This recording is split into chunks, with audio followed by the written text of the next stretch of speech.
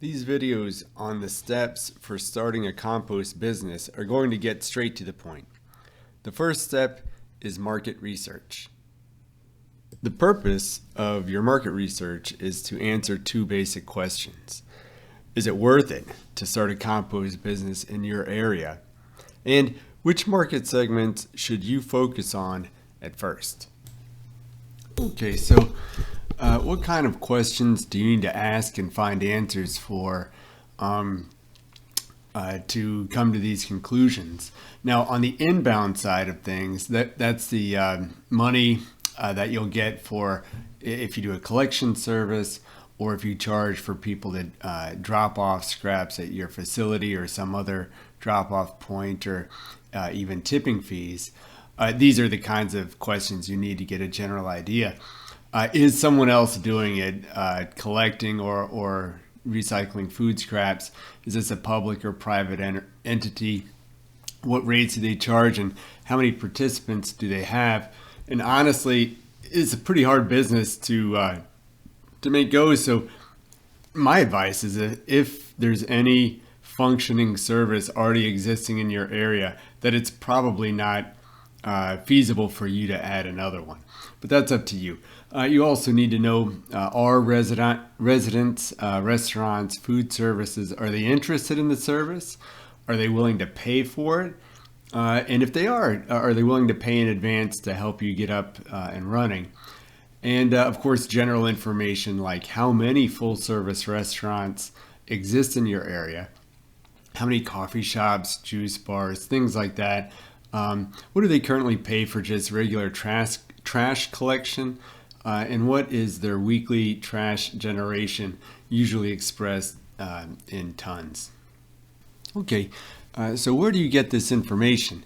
Now, obviously, you're going to need to go ahead and get out and talk to plenty of restaurant and coffee shop owners, managers. Some of them will be very supportive. Others won't be interested. So you might even have a couple of unpleasant interactions, but you gotta do that. Also, festivals. It's a great idea to offer a festival to compost their scraps for free if they'll let you have a booth for free. And that way you can talk to residents and, of course, any managers or owners that happen by. I also highly recommend that you present to basically anyone who will listen. You'll be surprised how many groups there are around that want or need a presenter each month for their meetings. And they can be any kind of group. Civic groups are what I've written here, Kiwanis, Rotary, you name it. And I definitely recommend that you make contact with and sit down with your local solid waste department. You'll be surprised how much information you can get from them, including tonnage, average tonnage, and certainly it should be public information what they charge for trash collection and dumpster rental. So you can get an idea of what current coffee shop, restaurant owners are already paying in their trash pickup. So you can adjust your pricing accordingly. Okay, the outbound side of your market research deals with the outlook for you selling your finished product, your compost sales. So you want to get a good idea of who and how many you have in your area, your region, for gardeners, small farmers, landscapers, even contractors maybe. But definitely gardeners and small farmers. You also want to know, are there gardener groups? What are their names? And of course, go talk to them and get a good idea for what they're up to and what their interests are. Is there a master gardener program run by your local county extension service? And certainly, what sources of compost and manure do currently exist for your gardeners and farmers? Is it from the city? Are they only able to get it bagged at big box stores like Lowe's or Home Depot? And is it compost or is it manure?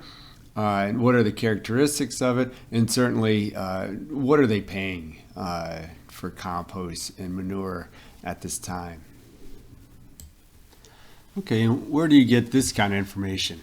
Again, if you have a booth at a festival, you'll be talking to so many people. Many of them are going to be local farmers, but especially local gardeners of all scales. So great source of information. I recommend that you, even well before you start, you go ahead and you present to gardener clubs and you present at garden centers. Let them know what you're doing and ask them for all of this information. And yeah, likewise, farmers groups and farmers that you interact with at the farmers market, and even plant start providers. Now, these are people that's their business. They start healthy plants and they sell them to gardeners and maybe even to farmers.